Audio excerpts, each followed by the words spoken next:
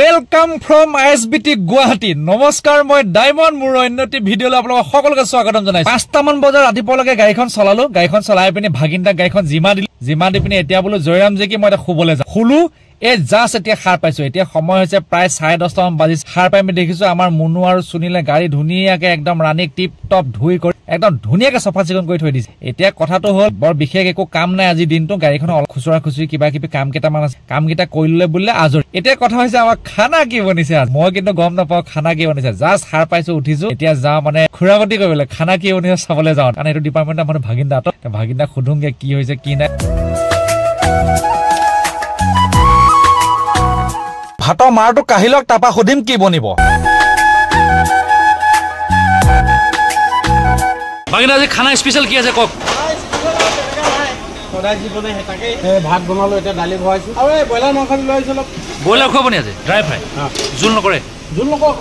তেনেহলে গম পালো আজি খানা কি বনিব। ব্ৰইলাৰ মাংস লাইট গ্ৰেভি টাইপ, লগত থাকিব ছাল কোমোৰা দাইলত দিয়া। বলক তেনেহলে টিপ টপ খানা বনোৱা জাৰ্ণিটো আৰম্ভ কৰো। আমি মাংস বনালে আদা প্ৰায় এনেকে কাঁহীৰ ওপৰত থৈ পিনে টুকুৰা টুকুৰাকে কাটি লওঁ, যিহেতুকে আমাৰ কোনো মিক্সি বা সাধন নাই এনেকে খুন্দি ল'বৰ কাৰণে। আৰু আমি এনেকুৱা হামাৰ ষ্টাৰ টাইপ বস্তু ইউজ নকৰো। দাদাই মই এফালে সৰু সুৰা যোগাৰ খিনি কৰো। মানে আমাৰ পেটলা মুনুৱে একদম দাইলত ঘুটনি মৰা আৰম্ভ কৰি দিলে। দাইল খিনি আমাৰ আধা বইল হোৱাৰ লগে লগে তাত কেঁচা জলকীয়া, আদা আৰু নহৰু ধুনীয়াকে দি দিলো। এতিয়া দাইলৰ কালাৰ উতল চকী ধুনীয়া হৈ আহিছে। চিকেন খিনি বনোৱাৰ আগত দাদাই ধুনীয়াকে মেৰিনেট কৰি লৈছে। লগতে আমি এফালে কেৰাহীও পাতি দিলো। কেৰাহীখন ধুনীয়াকে গৰম হোৱাৰ লগে লগে ইয়াত তেল দি দিলো। এতিয়া মেৰিনেট কৰি থোৱা মাংসখিনি ধুনীয়াকে তেলত অলপ ফ্ৰাই কৰি লওঁ।